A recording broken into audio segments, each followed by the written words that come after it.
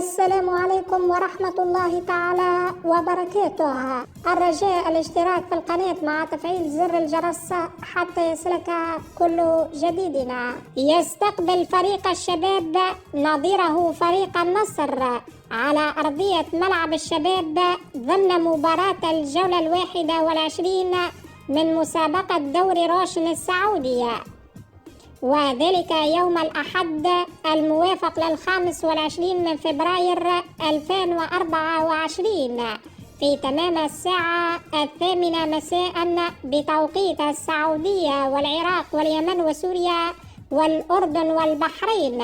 أحداث اللقاء ستذاع عبر قناة SSC الأولى.